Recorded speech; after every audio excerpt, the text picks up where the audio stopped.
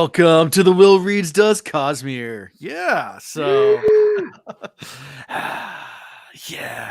so excited, super excited to actually have Ian join us for some Cosmere content. If you've joined us for Cosmere content before, it's just been Chris. We finally roped Ian into reading with us some Cosmere stuff. So before we get any further, just to catch up where Ian is on everything. So for chat purposes, tonight we're going to be talking about Warbreaker and Warbreaker only. Please don't talk about anything else within the Cosmere. Ian has read Era 1 Mistborn, but there might be people, who knows? There might be people that have just read Warbreaker in chat and don't want to spoil it for them if they came for the show. To do Warbreaker, we might do small comparisons and talk about Mistborn a little bit since all three of us have read that, but we won't be spoiling anything from Mistborn. So that goes for you two guys too. Yeah, I don't really feel the need to get very deep into what I read of Mistborn. Yeah. We might do a little bit of comparisons and stuff like that, with magic systems and things like that. Right. But very, very, very, very broad overview that's not going to spoil anything from plot. It's just going to probably be more along the lines of how it differs and stuff you find out in Mistborn in the first 5 seconds. So, nothing big there. So, yeah, Warbreaker. I don't know where it was in the publication order, but I did want to start with a little bit of trivia about Warbreaker. I know he had written Elantris, of course, first, and he had written Mistborn before he wrote Warbreaker. I know it was also before Era 2, I believe, and before I think it was before Stormlight, or maybe it was in between one of the Stormlight novels. But anyway. Not sure exactly what publication order of when it was published, and probably someone in chat can tell me real fast. But one thing I found really interesting, I was looking up some trivia from one of the websites that has all the information on there. And apparently, Brandon Sanderson's editor came to him and said after Elantris and Mistborn, he wanted something. Quote, he wanted something with color in it. Since those other stories, Elantris and Mistborn were so dark. And Brandon said, fine, I'll just make a color-based magic system. That's funny. If you'd have told me that before I read halfway through, you might have ruined it for me. It just seems much more snarky. Oh, you want color? Fine. Color. Fine. Boom. Color. It's all about color. Colors. Yeah. So, I love it. Book nerds unite. We are definitely book nerds. Yeah, definitely. So let's talk a little bit about kind of the setting, the magic system. We'll start there before we kind of jump into the actual talking about the plot, the book, and things like that, because it is a little bit of a different magic system, of course. It deals with color. Everyone has one breath they're born with, kind of like their soul. But they can give their breath away to someone else and become basically breathless. That's definitely their soul. Yeah, and they can still live, but they're very bland and kind of. Yeah, they're called a drab. And that's what happens after your first big relationship. It takes your soul. Take my breath away. You gotta be careful singing that song if you exist in this world. People be snatching your breath up. Okay, so it was after Mistborn Era 1 before Stormlight. Right there, 2008. Especially when they're wrapping thighs around you. Well, there you go. That's not a breath. That's a queef.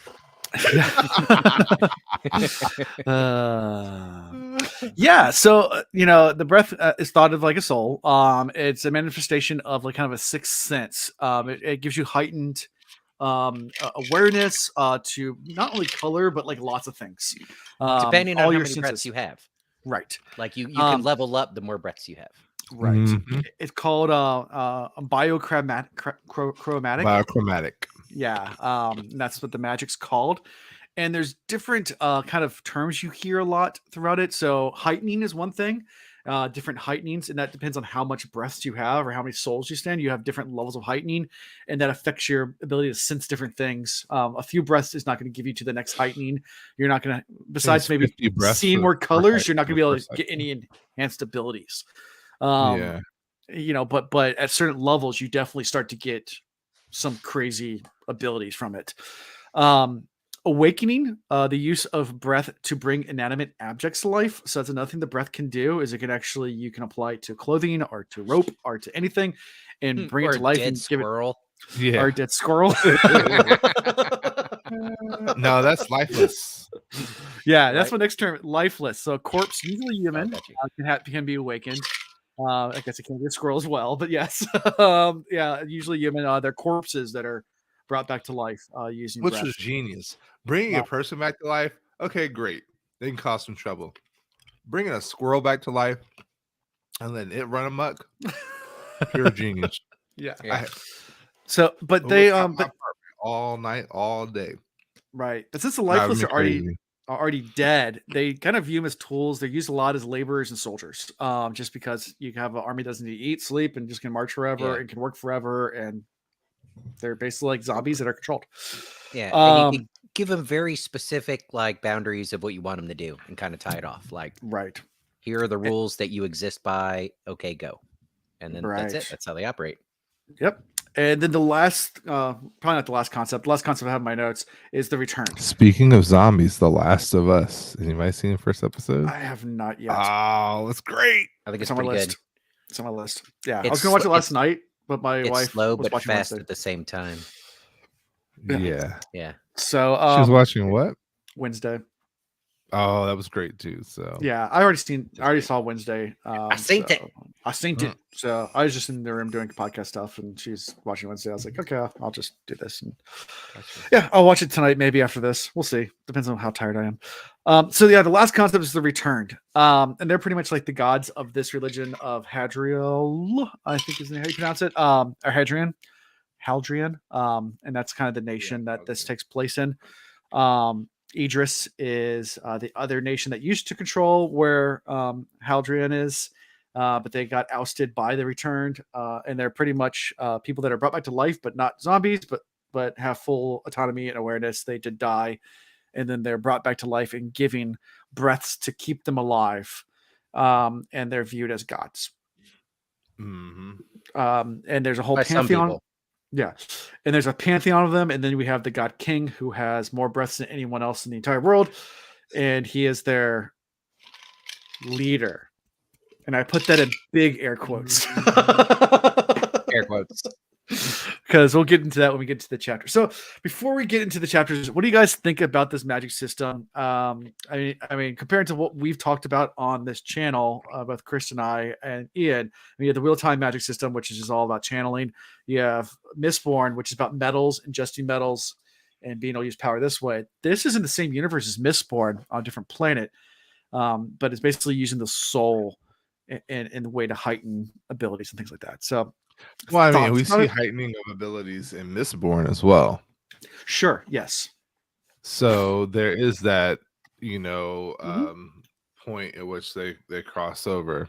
Mhm. But they run parallel very well in the gaining of the power, the use of the power. I mean, again, gaining even is kind of similar. So, I mean, you gain power over in Mistborn with the ingestion of metals. Here, you have to literally consume or be given, because it has to be gifted to you, as far as we know, Mhm.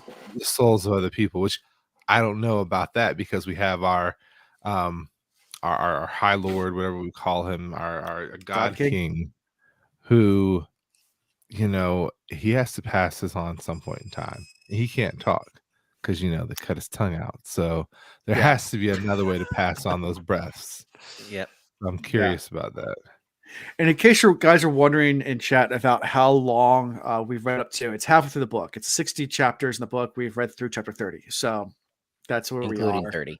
Including 30. So it's about the halfway part of the book. So they haven't read the whole thing. So reading a lot of theories and speculation, but they don't know all the answers yet. Yeah, but I like this magic. I like the minute I read the first chapter, I was like, ooh, Chanel will really love this, because Yeah. in my mind, it was going into this direction of like painting to use magic, or like, colors being vivid, and the explanation of what people see and their senses. And it really, Mhm. he again uses some really good imagery, or starts Yeah. to. He's still not as good as Jordan was, but he does a phenomenal job of kind of elaborating on what people see, hear, smell, based on the number of breaths that they have. So I like that thoroughly. Yeah. Yeah. Have I already And yes, I've already read it before. yeah, Alan has. I've read everything in the Cosmere except for the new Secret Project one, Tress in the Emerald Sea. I've not read that one yet, and I'm halfway through Dawnbreaker, and that's the only two things I have not read in Cosmere, and White Sands, but that doesn't count because it's graphic novels. So Yeah, this might not come out about Alan, but when it comes to a fair amount of things, but certainly talking about books and fantasy type stuff, he would not get on a live recording with me if there was any chance I might know a little bit more than him. he would only do this if he could say sure, read and find out, and then laugh just like that and be like, yeah, whatever, sure. Raffo. Yeah. Raffo. This is enjoys read it number too much. 2 for me. So I've only read it one other time. Read it about a year ago. So yeah. Anyway, can I jump to your question on the magic system? So Chris absolutely. pretty much nailed it, but for those of you, like we just said, we read through chapter 30. 30 chapters, and really we're still just being introduced to it. We've been giving kind of like hints along the way, and some of the main characters we're following are still really learning what it's all about. And then we just, I would say, like chapter 20 on, when we started following Bashir, is that his name? He's probably the best Basher. Yeah, he's the best demonstration so far of putting it to use. Sure. Like he uses the clothes, he uses the squirrel, he uses this, he uses that, and he talks about how as he uses up the breaths that he has to take control of certain things, it actually depletes his reserve, I guess. Right. But it's kind of recent, I guess, in the last 10 chapters, 20 through 30, that we get a quality example of somebody who knows how to use it and putting it into play. So there's still a lot unknown to us. Sure. Yeah. So and the other power that we didn't talk about that I don't lump in with the 4 because I feel like it's something totally different. Nightblood. Oh yeah, what? We'll get into Still that. not sure what's going on there. Some black smoke tendrils. I think he's tainted. He's tainted. Good to kill some things, right? Yeah. Only evil things, though. Only evil things. We're gonna kill some evil today. Yeah. So isn't that justifiable then? I mean, he's just. I'm sorry. I know you said we're not there yet, so I'm gonna be quiet. Somewhat. Yeah, if you can't tell, my favorite character is Nightblood. That's Nightblood. It's great.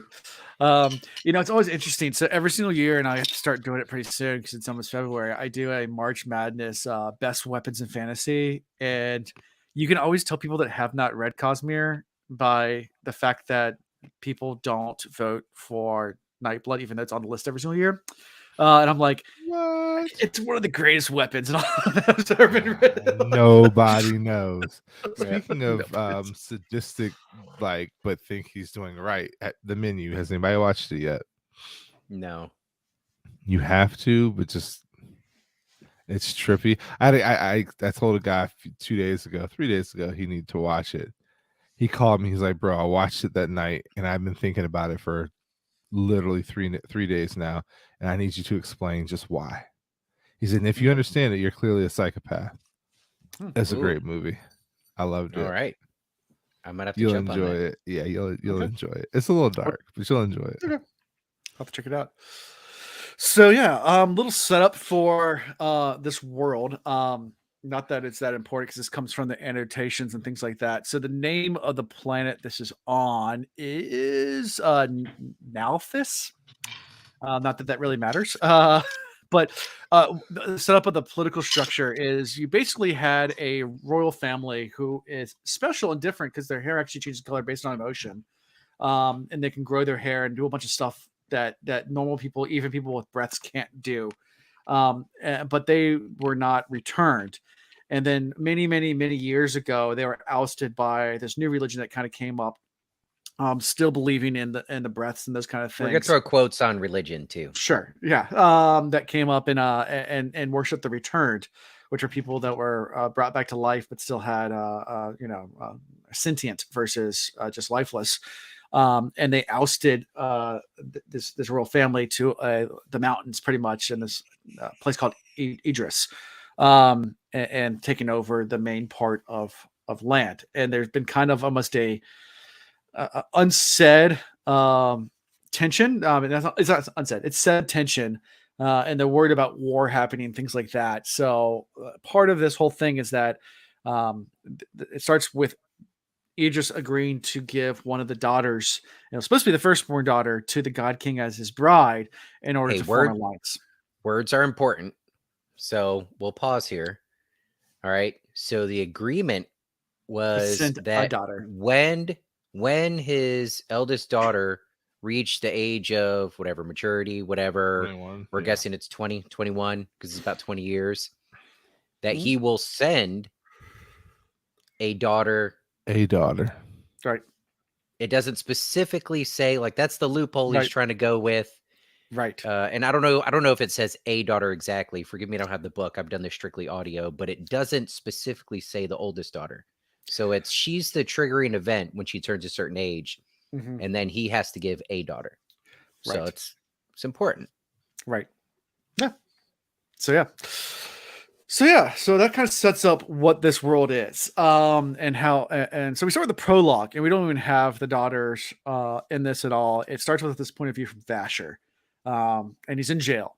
He's in the dungeon, and you immediately get to see some of the kind of aspects of this magic system immediately, because he takes this little straw doll, breathes life into it, says, "Go fetch the keys." And as he's going out, he hears that someone's unsheathing Nightblood. He's like, "Oh shit!" Don't take the sword out. They done did effed up. Yeah. As long as you keep it sheathed, you're fine. If you unsheath it, it's not good. Yeah. Quick example here of how prologues will throw you for a loop.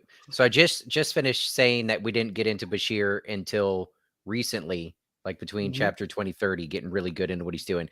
But I totally forgot about the prologue. And that's because during the prologue, I'm sitting there going, what the F is going on? Like, whenever you start a new fantasy, especially with a new magic system and everything, it takes a second for it to make sense. And in a prologue like that, where they just jump into some of the magic and action there, I'm like, wait, what? So yeah, I guess I was wrong. We were introduced to it right off the bat. It just didn't start clicking until later on for me. Because I remember I called Ian up and he's like, "Yeah, I'm on chapter 4." I was like, "What do you think about Nightblood?" He's like, "What's Nightblood?" I was like, "The sword." He was like, "What sword?" I was like, Are you reading yet? It went right over my head. I did not understand that the sword was alive. I try to tell y'all I'm not that smart, but people don't believe me. But yeah, so I know you went back and reread a little bit. So yeah, yes. So that's how we start out. We get introduced to the magic system, like just dive right in with a pretty cool action sequence. And of course, Vasher gets out, kills the guards, gets out, and we immediately switch to chapter 1, which is from Ciri, the young princess's point of view, where she's arriving to be married to the God King, and just culture shock immediately thrown into this world, where bunch of heathens. A bunch of heathens, and she's trying to figure out their culture and their what's the word I'm looking for? Their not protocols, but their ways. That's good. And she's having a really tough time with it. Like, she's like, "Well, when's the ceremony for my wedding?" He goes, "The God King doesn't need a ceremony. We just say you're married and you're married. Like, there's no." She was so disappointed, and I felt for her too. She thought she was coming in. She's coming in grandeur, thinking she was about to have this bomb ass wedding. And they're like, "All right, strip." She's like, "What do you mean? It's time for you to consummate this marriage, but we didn't have a wedding yet." Just go in that room, let it all hang out. Don't talk to him. Once the God King says you're married, you're married. What are you talking about? What else do you need? Exactly. He didn't have to marry you to do what he's doing. He just decided to. Yeah. So it gives her all these rules immediately. The priests do about you have to disrobe, do not talk to him, do not look at him. She's like, "Well, then how am I supposed to do anything with them? I can't do anything." It's like, "You'll figure it out. Just get in there and then burn all your sheets in the morning, because that's holy. No one else is allowed to touch it." And that's pretty much it. And those are your rules. And so she awkwardly goes in and gets naked and then just sits there for hours and he does nothing but just looks at her. It's a quick staring at him. Quick lesson. Those first few chapters where she's there, it's a good lesson in cultural relativism. those of you that He have is listened, smart. to our podcast, no. Alan's traveled quite a bit. I've traveled a fair amount. Chris, hey, you're from the bad news, so you made it out. You've traveled, right? Yeah. Yeah. I went to India too. Yeah. You learn real quick that there's some things that we do that we think is normal, and there's some things that we think is just absolutely horrible. You should never do. And then you go immerse yourself in another culture, and sometimes the exact opposites are true. And I mean, that shows up right off the bat, even when it comes to the colors and how you show them. Siri has reflections of, during her lessons and picking flowers and her getting chastised back at home of like, oh, like, why are you trying to wear that colorful flower and stand out? Like, we're just supposed to kind of be bland, whatever. You could appreciate the colors, but, you don't go flaunting it. Now she's in a town that everybody's flaunting as much color as they can, and they're constantly changing what they're wearing to just look as bright as possible. And that's how you show off. So everything's opposite. It's not even that it's different, it's opposite. And she's just kind of lost at first. Like, what the heck is going on? Yeah, definitely. And then also we found out really early in the book in chapter 2 that her sister snuck out of the kingdom, Vivenna, as well, to try to get her sister back. So that her she's older like, sister. this one. Well, she's at first she comes off a little jealous and definitely upset because the thing about Siri was that she doesn't have a purpose. Never had a purpose. She was the extra child, and she was okay with that. And then Vivenna on the other side, who her only purpose was to get married to the She'd been trained her entire life. Yeah. And all of a sudden she's robbed of her purpose. So there's a little bit of like that along with the desire to help her sister out, because she's like, on top of everything else, my sister's not prepared for this. And she loves her sister, which her father clearly could care less. Let's talk about that a little bit. Thank you. How did we only get to this now? Like, this is the most crucial, like, moral, like, I'd say dilemma, but it's just an effed up situation. In all these 30 chapters, this is the most effed up thing in the book. You have a father who has to decide between two children, which is horrible. But then for it to be pretty much a no-brainer, like, well, Siri isn't really worth anything to me compared to. Yeah, I ain't really invested anything in her. I really invested in her. Like, I don't even know what she's doing half the time. Yep. I won't miss her as much. You can go. Yeah. Let me send her instead. I mean, if there was never a plan to begin with, and then at the time he just had to pick, and he happened to pick Siri, it wouldn't be as bad because he had to pick. But because it was always known that the older sister was going to be the one, and she trained for it, and everybody was preparing for this, and then in the last second, he changes his mind and says Siri, like, you're flat out saying, no, my older daughter is more valuable to me. I love her more. Like, I absolutely can't risk losing her, but Siri, on the other hand, fuck it. We'll see what happens. That's messed up. Yeah, it is. Definitely. But being the youngest of the family, I feel that. Yeah. Man, there's so many pictures of my oldest sister because, first child. Yep. It's so new and everything. And by the time I came around, they're like, another mouth to feed. another child to clothe. Oh boy, here we go. Yeah, definitely. I think the youngest always gets it tough in any family. But some families try to do better. This is family that's not trying to do better. This dad does horrible. Yeah. It's just who cares? You're the younger. So. And there's another daughter too. So there's actually 3 daughters. So it's Vivenna. There's the monk. And then the one that became the monk. So that was not an option because she gave her life to the monastery. But yeah, so Vivenna runs into a contact there as well and gets introduced also to some mercenaries, and that happens a little bit later, and we'll get more into the mercenaries in a bit, but because that's only chapter 2, we kind of get that plot going on, and then we get to the gods in chapter 3. So it's Light Song's point of view. We get introduced to our first my hero god, Yeah. The god. Can we say the god? The god. Because the He's god not the God king King. ain't no god. No, but the god king is worthless up until what we've read. Sure. We know he has Mhm. potential, but whatever. Yeah. Light Song is that's me. 100%. Light Song's great. Light Song, but You Light got- Song's in. Yeah. You got Go really ahead. excited about the sword, and the sword was great.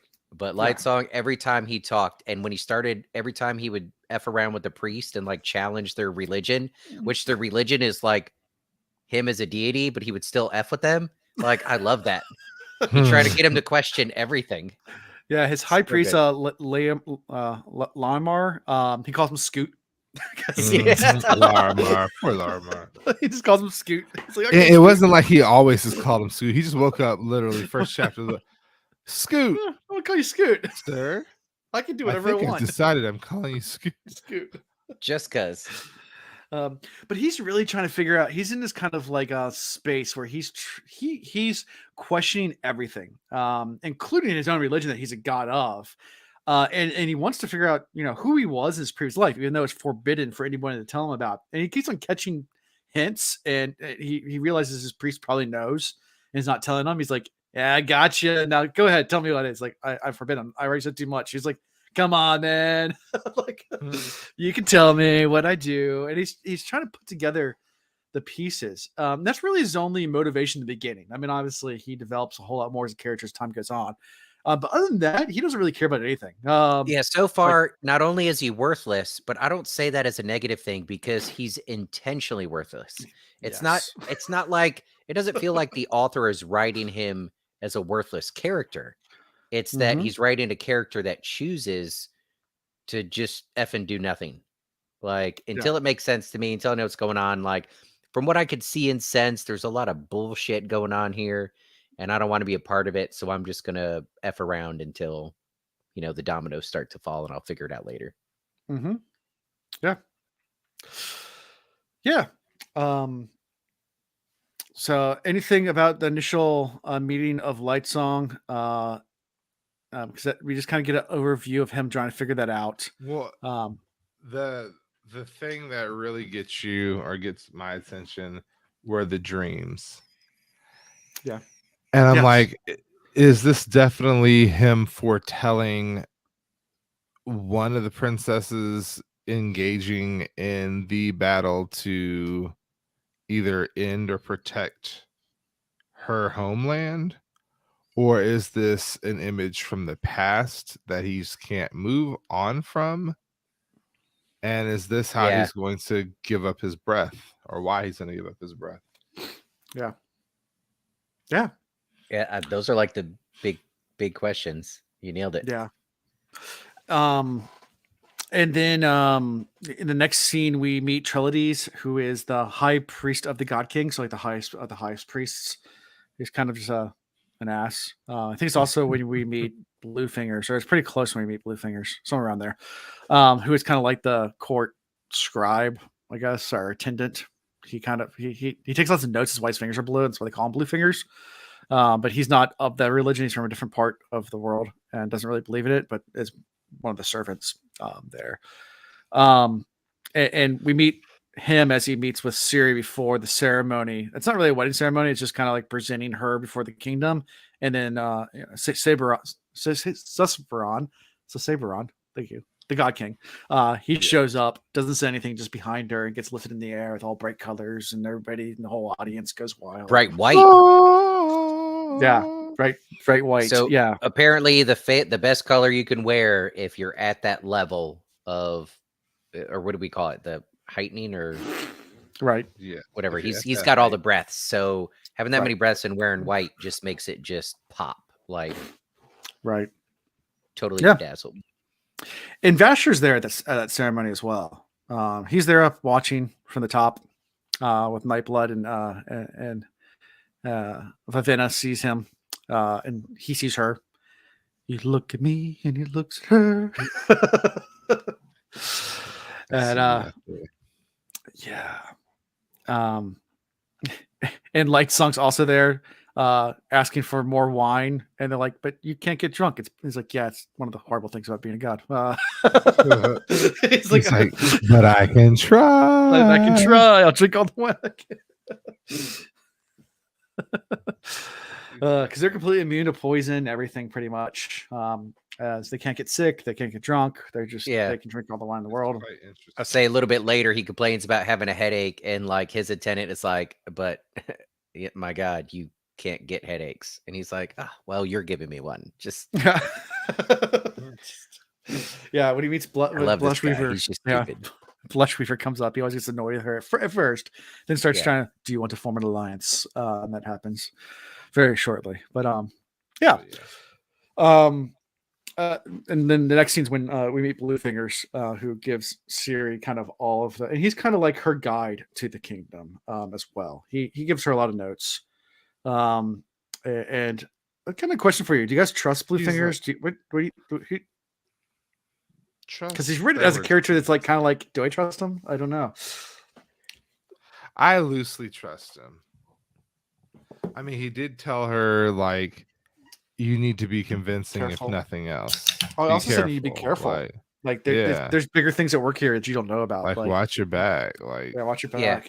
Yeah. I think as a whole, the organization of the priest, I trust the least.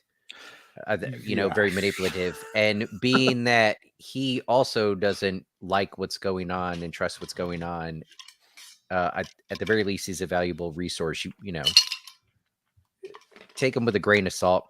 He actually, I kept thinking about, because I'm rewatching Game of Thrones right now, and he reminds me of Varys. The spider, he knows a little bit of everything. Well, I mean, it's interesting because who is Vasher supposed to try to get his hands on to get information? Him. Yeah, Bluefingers. When he met with this guy in the beginning, he was like, try to connect with Bluefingers. He'll have the information you're looking for. Oh, yeah. We don't see that interaction happen, or we haven't seen that interaction happen, but the suggestion is there. Right. Yep. And Ciri survives her first night getting naked and nothing happening. Thinking that there's no way. And this goes on for nights and nights and nights. Eventually she gets frustrated, yells at the God King, like, "Are you gonna do something?" Like, you just sit there and stare at me all night long. He doesn't say anything, he just gets up and leaves. She's like, "Screw it, I'm getting in the bed." Yeah. This is dumb. Well, she doesn't start faking stuff until Bluefingers warns her that they're watching, or someone I guess it's one of the tenants warned her that she's about what, and then she asks Bluefingers about it. He's like, well, and he doesn't say it because he doesn't want people to ever hear. He points at his eyes and says no, but then points his ears and nods yes. He's just like, not watching. Okay, so they're listening. They're listening. Yeah. So, do you think they'll actually let you in the room alone as a, known enemy to our kingdom with our God King, like without? Yeah, you might like actually convince him to love you. Yeah. Warno, there's a plot twist. They're not actually worried about her doing anything to him. Right. They're worried about what she might find out about him or encourage him to do. Yeah. And then the next couple of chapters deal with Vivenna. Kind of racing through a lot of this stuff just so we can get to the main plot points and kind of just talk about it in general. But Vivenna and her meeting with her friend Lamex or Lemieux, whatever, who was a Idrian spy who died. But apparently had hired some mercenaries to do some things, and then when he dies, that contract passes to her. So you meet Denth Tonkfa, who just sleeps all the time. Who's kind of funny and talks. Tonkfa. I can't help but the say mercenaries his are name. cool. Yeah, and then you meet a few more of the gang later on. But that's the first two you meet, and then you meet is it Jules? I think. Yep, it's Jules. Jules, yeah. She's the one that's a drab. Is that the right word? Yes, she is a she's a drab, and then she also has a lifeless that she commands, but she's actually practices the Haldrian religion, which we get to like many chapters later. But that's she gets upset with Ciri because like Ciri's like, why would you ever give your breath away? Like it's like it was an honor. Like this is I don't question your religion. No, Like, not with Siri. She got set with Older Vivina. sister. Yeah. the oh, older it's not. No, sister. sorry. Yes, sorry, Vivina. Yeah. Vivina. Yeah. Yeah. Yes. Siri is more or less the ditzy one. Yeah. Well, Siri's not there. For this, but yeah. So yeah, it gets in with Vivina about that. Which is interesting, and I like how the mercenaries, she brings it with Dint later on. It's like, yeah, of course she does. It's like, but I'm hiring you to take down like her own religion. Like, it's like, yeah, we're mercenaries. It's different. Like, this is the contract. Like, we're just a tool. It has nothing to do with our ideology. Like, like, like their This is whole business. This ain't personal. this ain't personal. It's business. So we do whatever. Business. Like we don't let that stuff get in the way of our contract. Yeah. Got to make money. So you guys like the mercenaries? You like their whole approach to life? I do, because they're It simplifies things. real. Yeah, very simple. They're real. They're like, Mhm. we're not the problem. Everybody else is. We're honest about what we do. Yeah. Okay. And they don't like Vasher at all. And they Especially don't them. like kidnapping. Yeah. It's messy business kidnapping. Yeah, The whole kidnapping. ransom bit. It's Yeah. difficult. Yeah. Yeah. Yep. So Who was their friend or acquaintance that Basher apparently beat in a sword fight? That was when I can't remember they his first started name. talking Yes. about him, they were pissed off, and there's no way he could beat him in a fair fight. It's like, yeah, he used the black sword, didn't he? Yeah, it's cheating. Yep. Like he Yep. like yeah, they talk about that. And then that's when Vivina also says, "Oh, that guy? Yeah, I've seen him." And they're like, "Wait, what?" Like, "Oh, he's ahead of us." Like, which is interesting. Like, so he's saying that there's something with Vasher and Vivina, and he's on a mission, but we don't really know what that is. So yeah, they're speculating like, well, he's probably here to kill you. mhm. Watch out for him. He's clearly a threat. But yeah, like you said, we don't know who he works for.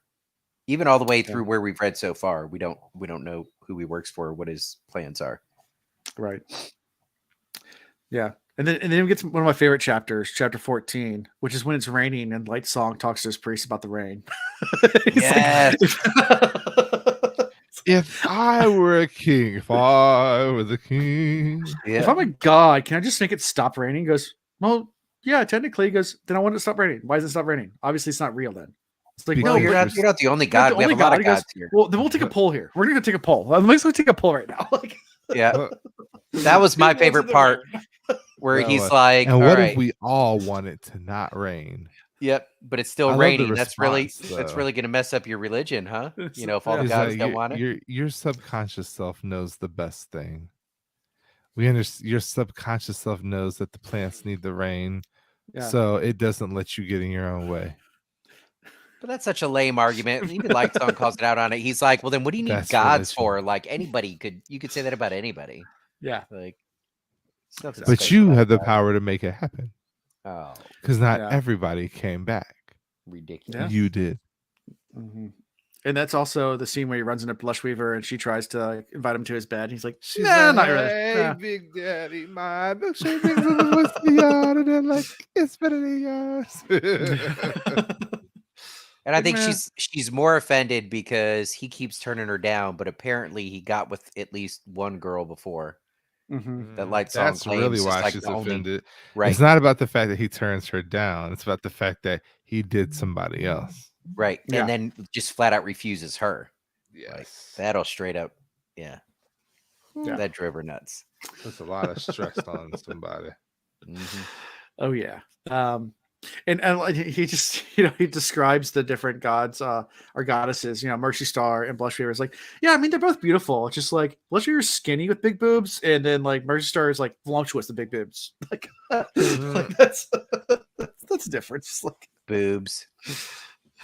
That's apparently that's they all come back in like these amazing beautiful bodies and things like that. And they all kind of are very much like you would think of like a French royal court, like Marie Antoinette kind of style, like still laissez-faire, don't care about anything else except for themselves. And pass me the grapes. Yeah. Grapes. The best fruit around. All right. So eventually we get to the whole entire thing where they start making arguments about war in the court of gods. And Blushweaver and Lightsong kind of together. Mostly Blushweaver had an idea that we need to get control of the lifeless. Because we have control of the army, then we can control. It doesn't matter what the decision is, we control the decision.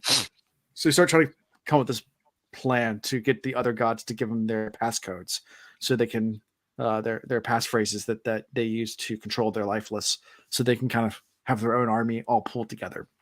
Yeah, I'll note. So I'm watching this interaction, like total opposites. Lightweaver or Lightsong, what's his name? Light something. Lightsong. Lightsong.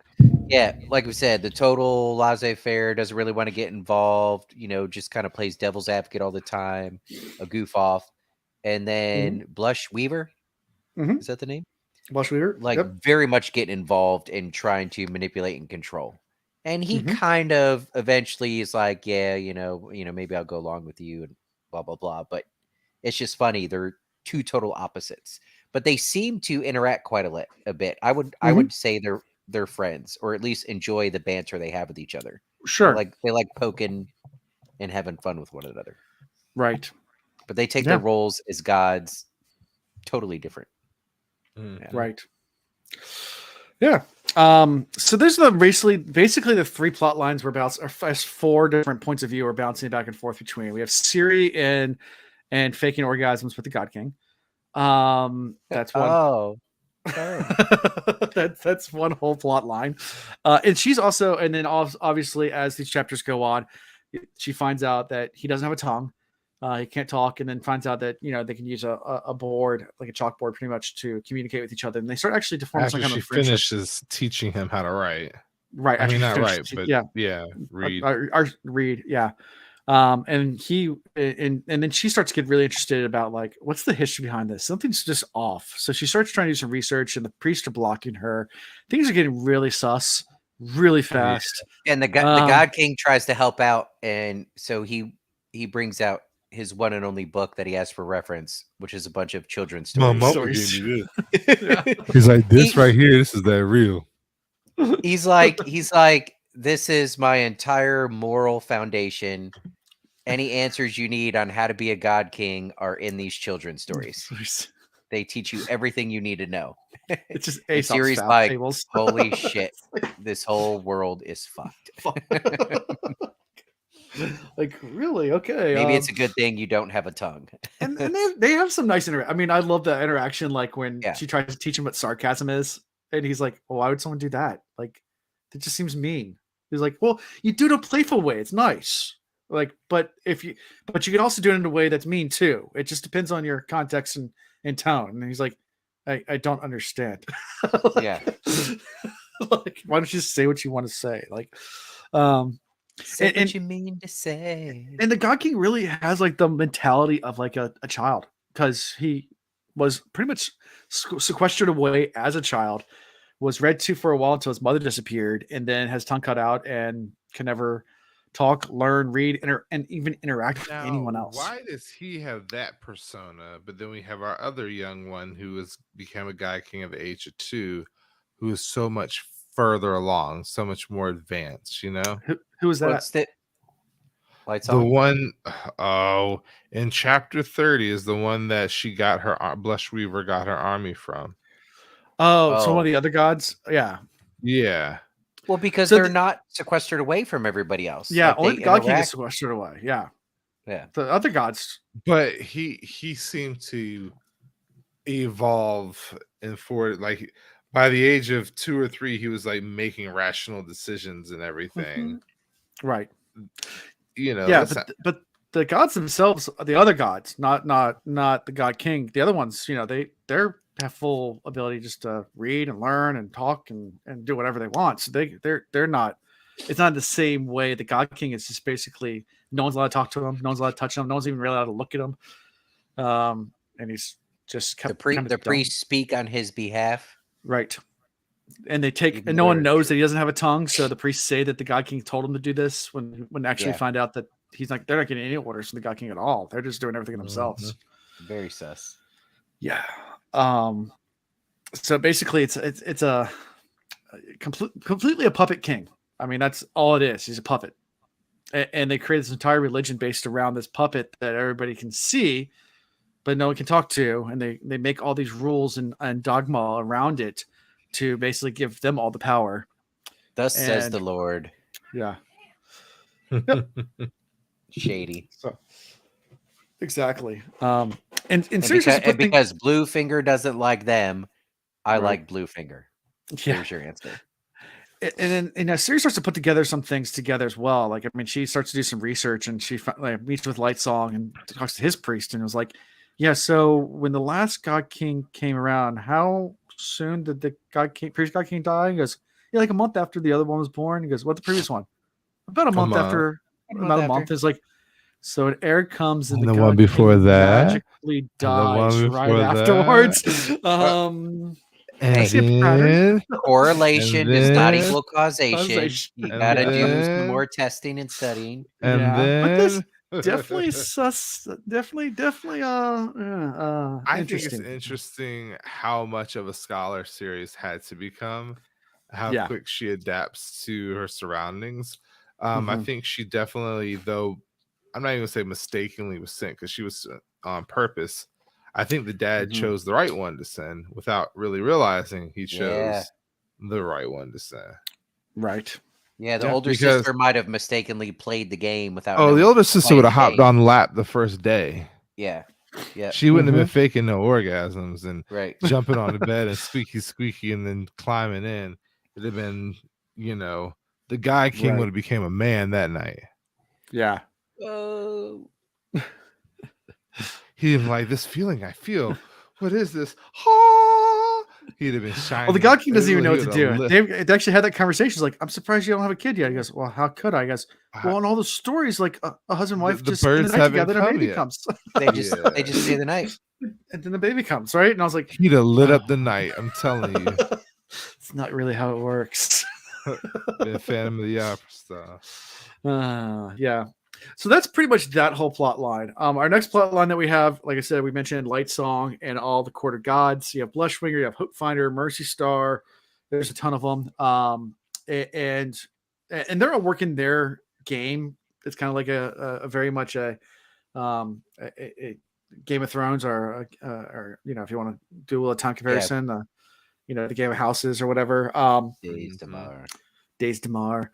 Yeah, and they're all trying to plot against each other and do favors and figure out. But Blushweaver and Lightsong are definitely playing a bigger game than the rest of them. But they all have their own little things they're trying to do. And at the end of the day, the priests are all trying to manipulate them and control them into announcing war. The priests don't have the power themselves to announce war. The court of gods have to do it, but they are definitely manipulating like crazy to try to get them to do their bidding. And I think at the end of the day, some of the gods and goddesses are trying to have cooler heads prevail, but at the same time, there's a lot of moving parts to that.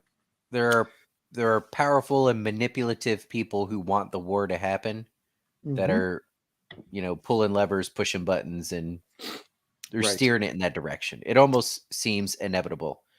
That's why, can't help but root for Lightsong and Blushweaver. Sure. Although I don't really have a good vibe for her intentions for wanting to have the control and power. I am beside myself on that.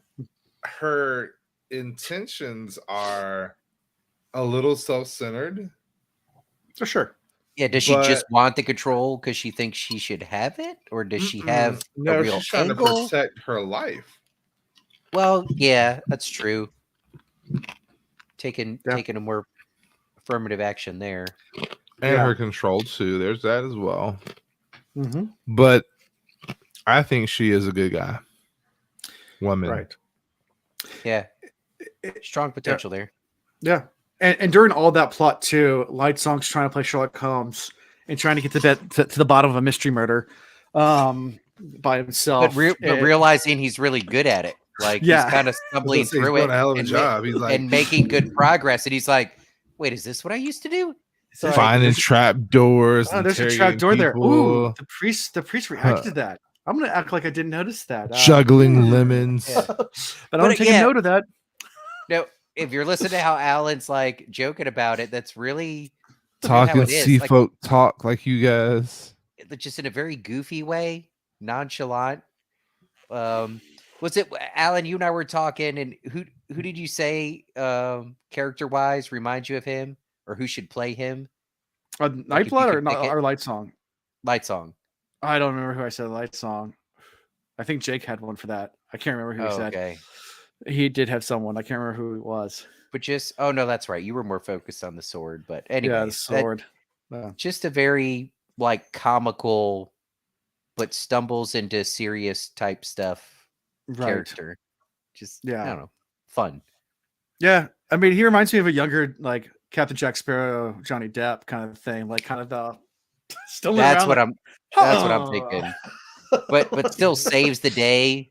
You know, Right, I know yeah. he can't get drunk, but like half drunk and just Right. stumbling around and someone around like, and then you're the worst god ever. You're the worst god I've ever heard of. Oh, but you Thank have you. heard of me. I strive to be the worst god. Yeah. You know, he even jokes around stuff like that, and like when he meets with Siri, it's like, are you the god of jokes? He goes, no, that guy's so dull. I wish I applied for that one. They didn't accept me though. Like, Yeah. That guy was a bigger screw up than me. And then when he's Not funny at all. interviewing them about the whole entire the attack, they're like, so there was a squirrel. Interesting. Bring the squirrel to me. No, don't get a serve it. You priest, go get the squirrel. Yeah. Bring it to me. I want the squirrel. Thus says your god. Thus says your god. Do it now. Yeah. Like, it's funny whenever the priests say no, like, are you allowed to disobey God? Well, no, we're not. Then do it. Like, yeah. Priests are like, dang it, why did we make up that rule? Yeah. So obviously the killer was Vasher, because the Black Sword was involved and things like that. Yeah. No. Vasher didn't kill that man. Maybe not kill the man, but he was the guy that came in first. Yeah, he broke in, but he didn't kill anybody. Yeah, right. Light Song. That's what I'm convinced. There's two people. Yeah, right. Because the guy was bound. I'm thinking where it wasn't two people. I'm thinking maybe it was one of these priests trying to cover for something. He threw the sword at me. Why would he throw a sword at you? He goes, I don't know. But I couldn't resist. I wanted to use it, so I opened it up. And next thing I know, it's knocked out. Bit. Oh, so this is all right. So now we can dabble into what the hell's going on with this sword, because one of the guards that tries to stop Ash from breaking in. Yeah. Yep. The hand is gray. Yeah, so gray doesn't work anymore. It's not his whole body though. Like the sword somehow drew life away from just that body part. I think it was trying. It was starting to. Yeah, starting to, but he got knocked out. That's the thing. I would have thought it'd be like an all or nothing. Well, it wouldn't happen instantaneously. It would draw. But wouldn't it like just instead of just the hand then going gray, wouldn't the whole body just be a lighter shade? I mean, no, bit? I think it's drawing. It's very focused on that part. And then radiating out. Yeah, it's like black smoke that comes out. Let me see. I can probably show you like it's fan art. I thought of the taint from the Wheel of Time TV show. That's how the black is like weaved into the. Oh no! It starts in the toes, then it touches the nose. Yeah, that's on Reddit. It probably won't let me, but yeah. So I mean, let's go ahead and do. Share window. We're gonna see a million of me in a second. Million of me. So like these are some artists' renditions of Nightblood. Where it's like, you can see like the smoke coming off of it. Some of that. Yeah. Yeah. So yeah. Yeah. So. But how did Nightblood become Nightblood? Well, he was forged by the woman that was killed, that he killed, that he won't admit the killing. I mean, that's what it's assumed at the current moment. I would say Rafa when we get the Stormlight. All answers will come.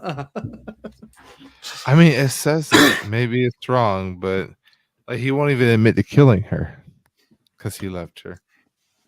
Yeah. Yeah. So we'll definitely you'll definitely get there. Okay, Yeah, that's what she said. yeah. Eventually, maybe not in this book. It might happen in this book. I can't remember. But anyway, so yeah, so that's the whole plot that's happening with Light Song. He's trying to figure out this murder mystery, but at the same time, it's getting deeper and deeper into more and more things. He's actually starting to care, and most of it's motivated around trying to figure out who he was, and he's convinced he was a detective in a previous life. And even the though more he explores and the more interested he gets, the more he Mhm. pays attention to the world and the more his dream changes. Right. Yeah. Yeah. And then the third Oh, plot point we have. wait. Go Can we ahead. back up a tiny bit? Yeah. What about his looking at paintings that is just smears of color, but he sees shit in there, Yeah. and it's also prophetic, and some stuff comes true. Like before he started investigating the murder, Mm-hmm. he was looking at one and saw the sword. Mm-hmm. Yeah. But the priest apparently that was showing it to him, or whoever it was that was showing to him, was like, Right.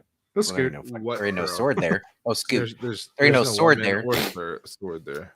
Yeah, it's But just like within the title of the painting, it had something to do with the sword, right? Mhm. Yeah. Right. But he didn't know the title yet when he saw that. But he didn't know the title when he saw it. Mm-hmm. And then he starts investigating the murder, and turns out that there's, he finds A out about the sword. correlation. Yeah. So what kind of? Uh, First of all, it's Laffo because I'm I don't listening. have the book. Second of all, Listen, if you're right. I know. yeah, I know. I gotta get there. yeah. So Vivenna is the third point of view that we're kind of following along. She's with the mercenaries. She's trying to save her sister at the same time, trying to stop the war. A bunch of stuff going on with her. she's ensuing a rebellion, attempting to stop a war, wanting to save her sister, and still upset that she's lost her purpose. Yep. So, And she was force-fed breaths. she was, and she's not happy about that, or happy about the fact that they have a lifeless working for them. She doesn't like the lifeless, even though the mercenaries kind of explain, well, they're already dead. She's just using a tool. It's not. It's inanimate. It's like an inanimate object to them. So I mean, I've been thinking about the whole like give my body up to create a tree type thing. Like, Yeah. there's a whole lot of body here. That's a whole lot that needs to be returned to the earth. yeah. So why not plant, a holly or an oak? You can or- also have your body turned into a paper shell pecan tree. You can also have So your I body can- I turned can into a eat your record nuts. that can play your favorite songs on it. Like there's a bunch of stuff you can do. Yeah. Anyway, Yeah. a diamond tree. Yeah. Anyways, Burial at sea. burial at sea, Viking burial style. That's what I want. Even though it's illegal in Mhm. Virginia. Yeah. It's illegal to do. You got to get to international waters. Yeah, which is not that far, by the way. Yeah. It's not that. I mean, it's about even on a sailboat, which is slow. It's like about a 3-hour ride. It's like international waters. Not bad. A 3-hour tour. Yeah, we always joke around because we do one race every single year. It's the ocean race, and once we cross international water lines, we turn around as especially new people, and we're like, "No laws anymore, boys." Like, Yeah. there's no more law. The captain has absolute power at that point. Yep, you have it's international law, but that's very very vague and very very unless it has to do with trade. There's not much in piracy. Not much applies out there. So yeah, that plot line's going on. The last plot line is, of course, the Vasher plot line, where we do learn that that's not his real name. He had another name. That's the name he's going by now. And we don't know much about his motivations and what he's trying to do. Besides the fact that he has Nightblood, and Nightblood wants to kill everything, or at least kill evil things. Just wants to be let out and kill things. And again, up until this point, he's given us the best demonstration of how you can put this magic system to work for you. Oh yeah. We got a bunch of gods. Straw men, and he's using, his rope. His rope belt. Yeah. The squirrel is my. So we touched on the dead squirrel earlier, but when he uses the dead squirrel, he just kind of needs a distraction to get away. So he reanimates this dead squirrel and gives it the code word to be able to, give it commands. It's like, all right, just run around, do flips and shit, and bite people. And then he just lets it go. And he like waits a second, and then you hear in the distance, you hear people start screaming and stuff bashing and crashing and stuff falling everywhere. And he's like, this is perfect. It just runs off. Kind of like a possum at Jordan Con. Yeah. Go create chaos. Imagine if that thing was rabid and started biting people. That'd have been. Could you imagine in the middle of like something formal and like a crazed squirrel came in, started jumping around, biting everybody, and like going like nuts? Yeah, you have that sketchy cousin at your wedding that shows up with cocaine and like loses it, and a couple of squirrels get into it and just start going crazy. Fun times. Yeah.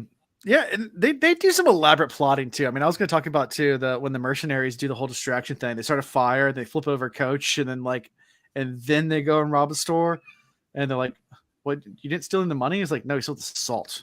And they're like, "Why?" And they're like, "It's hot here. How do you feed people? How do you preserve food? Salt. If we have all they're salt, looking more big picture." Yeah, we can't go to war without salt. Yeah, that's not one you're gonna feel immediately, but you keep doing stuff like that, and that really affects the big picture of the long game. Yeah. So from Wheel of Time reference, this was Matt's plan with the dogs covered in flour. Our plan with the badger. Yeah. Oh yeah, just chaos. Chaos. Cause chaos.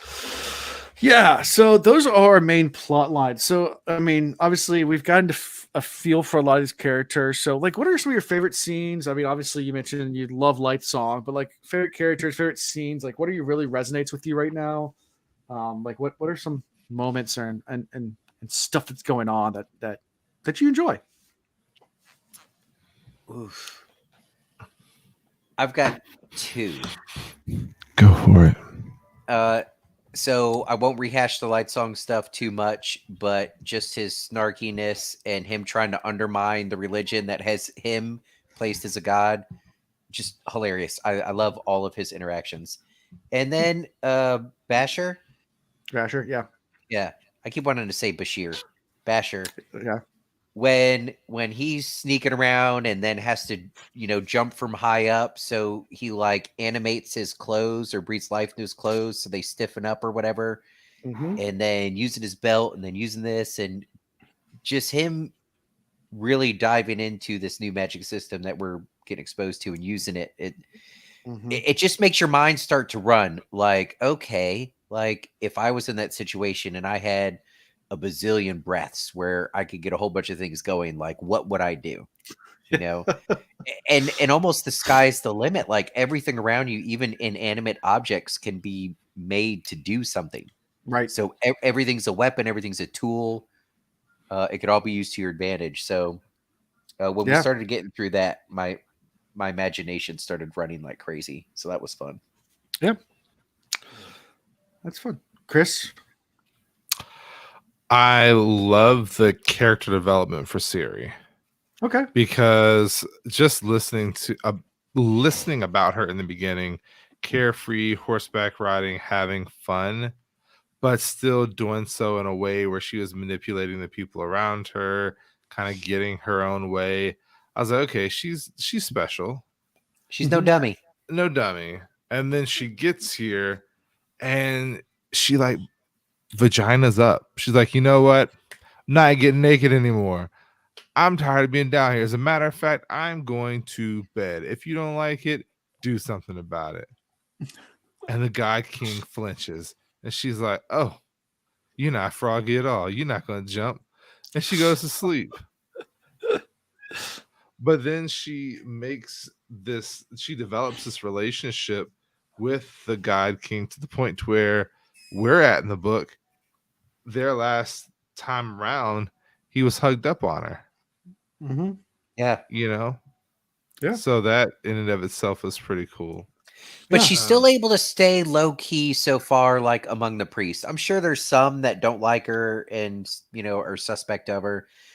But she plays dumb a little bit, but maybe just enough I know there's a conversation with her between her and Lightsong about be careful about playing too Playing dumb. too innocent. Yeah.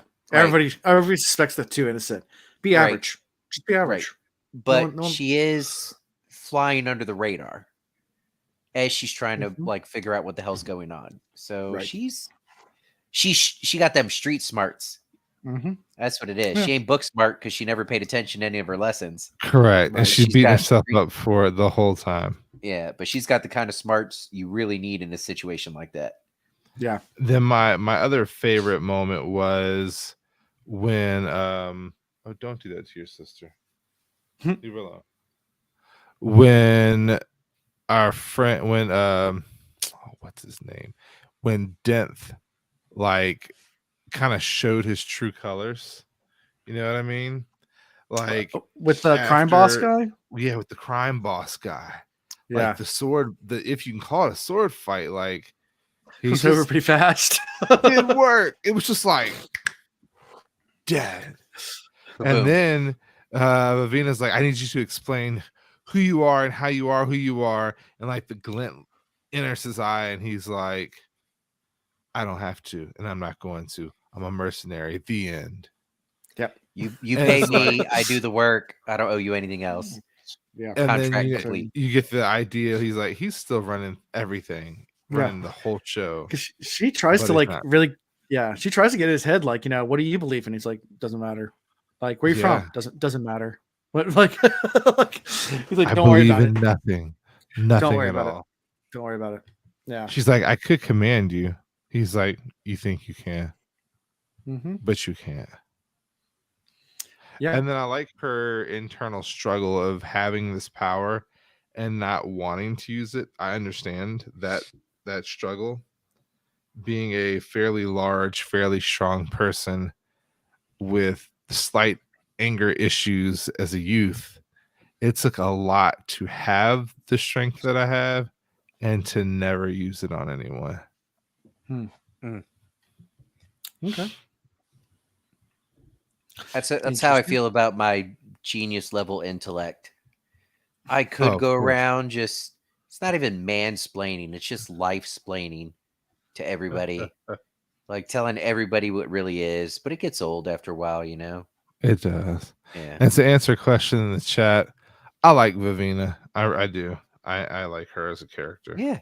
That's just good intention. And I think her shell's gonna crack, and she's gonna use those breaths, and she's gonna become like a big time. I don't know what to call it, like not a warlord or something like that, but she's definitely gonna become something special. She's so anti like having these breaths and doesn't want to do anything with it.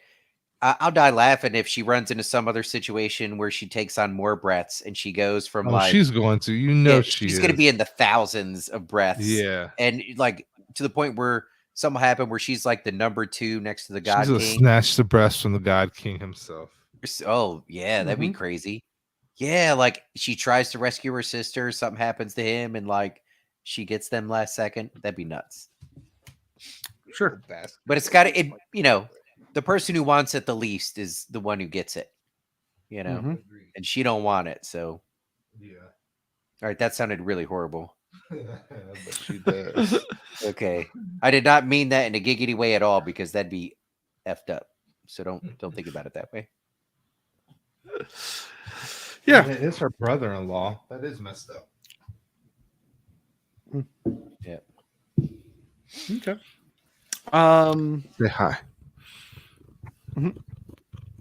I hear purring. She purring. The dog perked up like what's Raz is like, what is that? I want to get Look at the look of disdain on his face. He's like, oh, all these people are watching me. See how handsome he's gotten though? He used to have no color, and now he's like, same pattern. Here's a question. Yeah, I was just saying, I like Vavina. Okay. Both of you guys do? Yeah. So I'm trying to think of what reasons I wouldn't like her for. I mean, she is pompous. She did make assumptions with our drab person, assuming, I must pity you because you don't have your breasts. And she's like, pity me? I gave those. I'm so glad that that breath was given away. It allowed my family to live for a year and to recover, and that was an honor. Like my God has my breath in him. Like he's not in me. I'm in him. I guess I don't judge so hard when people have missteps like that in their life, especially considering the way she was raised, how she was raised for this singular purpose. I judge more on like after the confrontation, how do you react?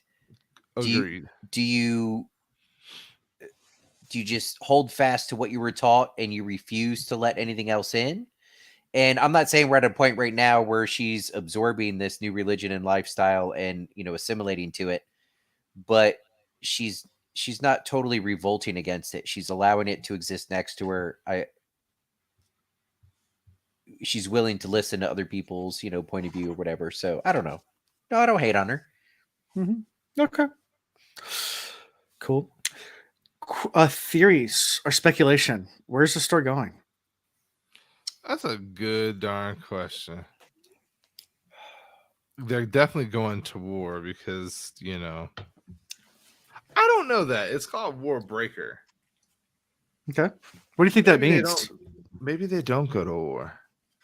I think we get one of those curveballs where we're all set up between the tension between these two kingdoms, and right when it's about to boil over, we find out that there's a bigger threat out there that threatens both of them, so they unite. Okay. Huh. Again, I have nothing to base this on, but I don't know. It's just I think it'd be kind of cool. Is this another standalone? I've been meaning to ask that. Yes, this is. But most people kind of view it as like kind of a prequel to Stormlight, even though it's a different world, different magic system completely. But I'll explain later once we get to Stormlight. Okay. But a lot of people consider it that kind of sort of. But yeah. Chris, do you think there's a chance? I try to play devil's advocate with the dad. Is there a chance that he intended for this to happen all along with the girl he'd send and the girl he'd keep home? No, I don't think that. But knowing that the older daughter would, I don't think he knew his daughters as well as he thought he knew his daughters. Yeah, it's true, or at least their love for each other. Correct. That I think he underestimated. Yeah, and I mean, as far as thoughts and theories are concerned,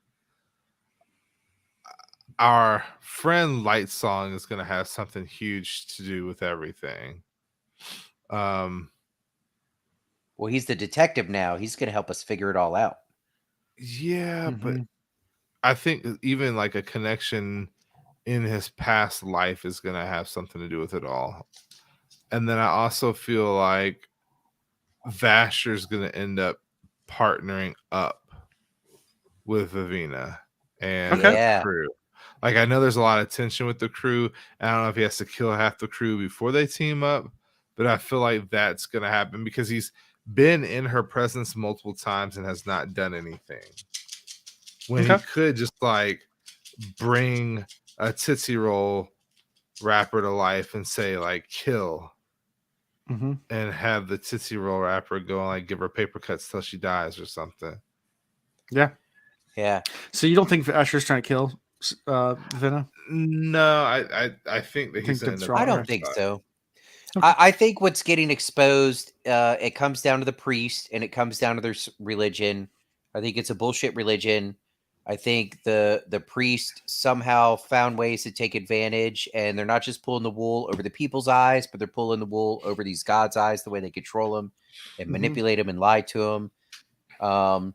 I think even the diseases that some of the gods have cured in the past, like that they've given their breath for or whatever, I think that's bullshit. I think they're fabricated by the priest. I think they were solved and cured by the priest also. And the giving of the breath by the God King or whatever was used for something different and all the different gods. And they're collecting it. They're somehow taking advantage of this power and collecting it for their own good. So I think ultimately the bad guy or bad guys are these priests in this faux religion.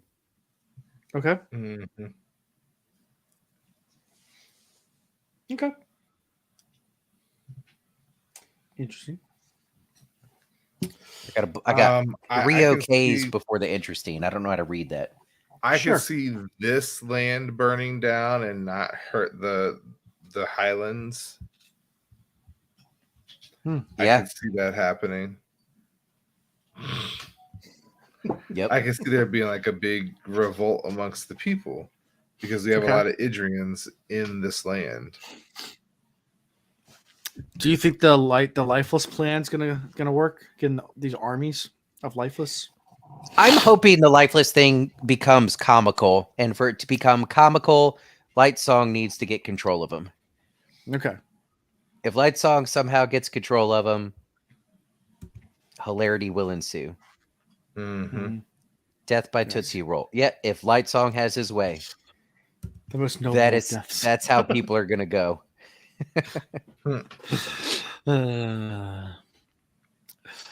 What's it? Is it the meaning of life? Monty Python's meaning of life, where he's like, you can choose any way you want to die. He's like chased off a cliff by a bunch of topless women. Like, it's something like that. I can't remember what it is, but yeah, it's Monty Python's. That'd be kind of cool. That would be a way to go, I guess. I thought you were gonna. But I'm more of a behind. And then who's person. sacked? I thought you'd bring up Eddie Izzard's Cake or Death. I love cake. Well, we're Cake. all out of I cake. love cakes. Well, I don't want death. Too bad. That's a good one too. Good stand up.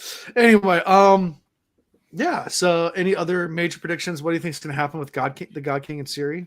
Any? Unfortunately, I think the God King is going to meet an untimely death. Yeah, but I think he's not the big bad in this at all. He's kind of innocent, like all this stuff. and we'll feel bad about it.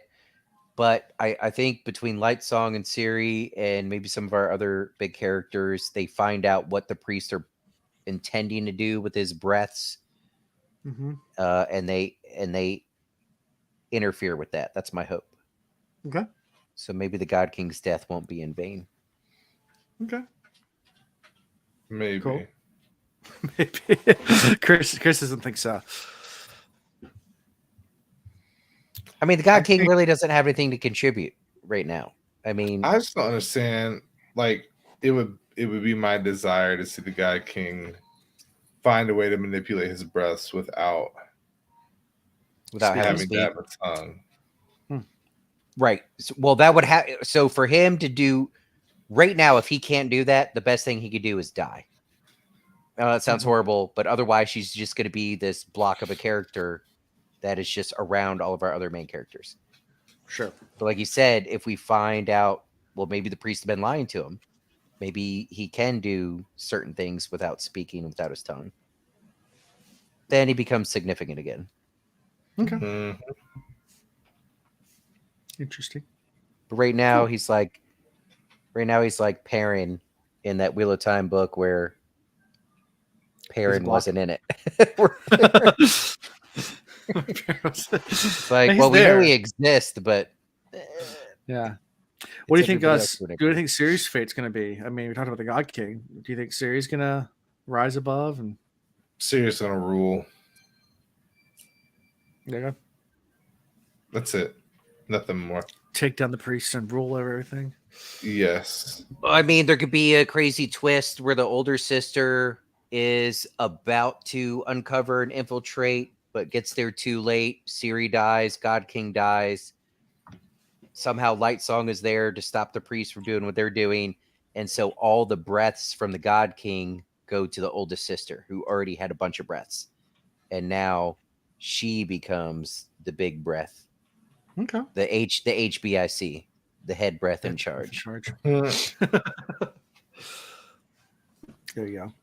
That'd be a nice little Midnight Shyamalan twist. Little. Okay. And then, so you think Denth and Vasher gonna team up? God King's gonna get axed. Ciri's gonna rule everything. Lavinia is going to somehow inherit all the breaths. Somehow inherit the breaths. Okay. She gets the God King's breaths. And like Song and Blushmaker are finally gonna do it. And Nah, I don't believe that at all. No, that's not gonna happen. Wellstreeter's gonna die of rejection, of a broken Yeah. heart. That and, yes, that will definitely happen. and yeah, and Light Sun's gonna kill everybody with Tootsie Rolls. Got it. All right. I think those are good predictions. I think that's what's gonna happen next. Sounds good. Well, that's all the questions I had. Does anybody in chat have any questions before we finish for tonight? You know, we got about an hour and 30 on it, so nice little review of the first half of Warbreaker. Next time we I can't meet, believe it's a standalone. yeah, I'm tired of him in these damn standalones. Well, after this, we're gonna start Stormlight, which is not a standalone at all. It's gonna be 10 books in total once it's all done. There's only 4 out so far, and fifth one That'll comes be out good. in December. Well, I even thought that first era Mistborn was too short. I wish that was expounded on. Agreed. When it was over, I had seriously. I know y'all kept trying to get me into more Sanderson stuff, but like emotionally, I was not ready to move on for a while. He could have written a 1.5. He could have kept going. Yeah. Yes. Well, if that was emotional, I don't know. Way Kings might break you, dude. Really? But yeah. You know some those archives- moments where you finish a book or you finish a series and like it's good, so like you want to rejoice, but also you know you're at the end and you know there's no more.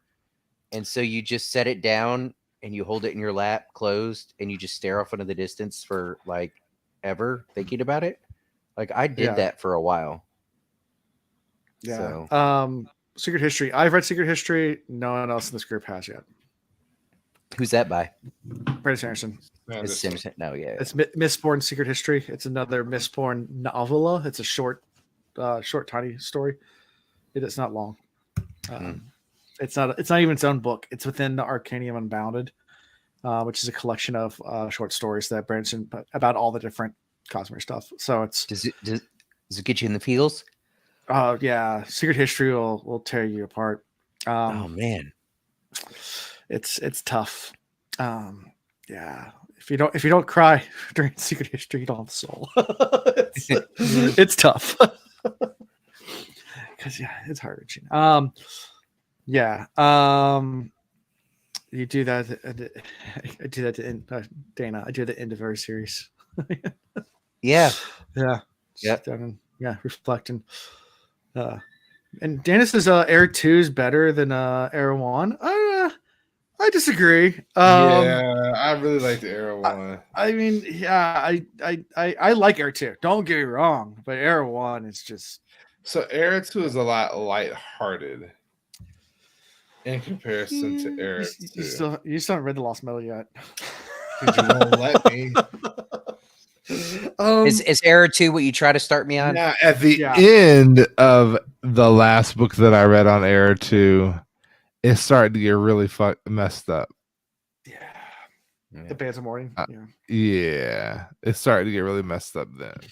Yeah. See, Alex tried to start me on Era 2 too soon after Era 1. Like, I just wasn't ready to let go of Era 1. So, like, the first 4 chapters I listened to of whatever the first book of Era 2 is, and I just Alloy's Law. I appreciated it. It was neat, but I couldn't get into it.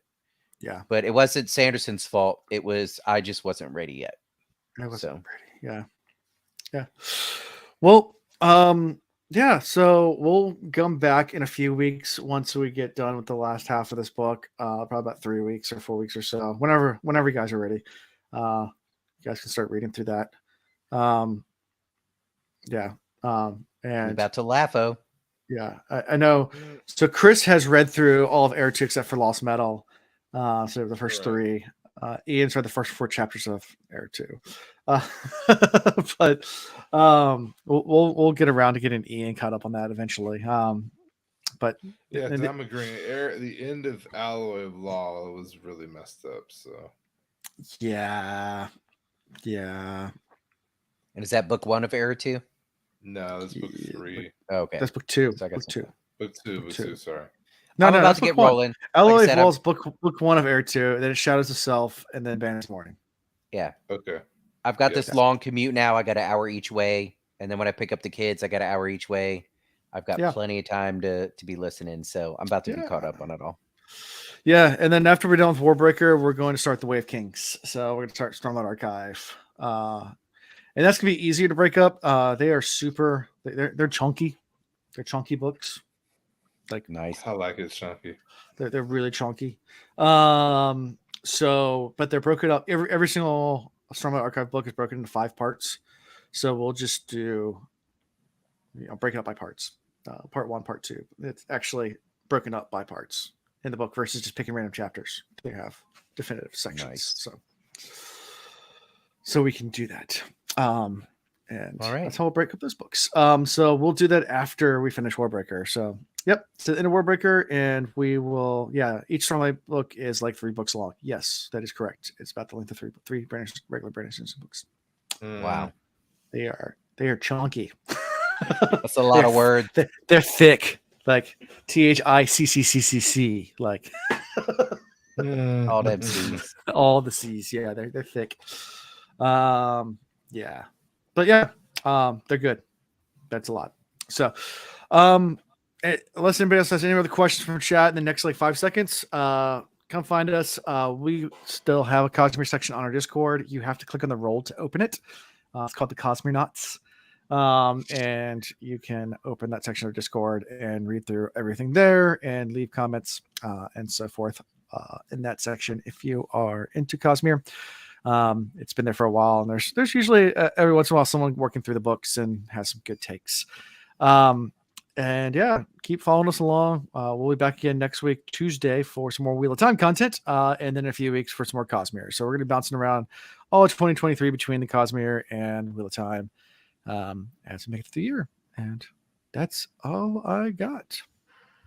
Arrivederci. Bye. Peace.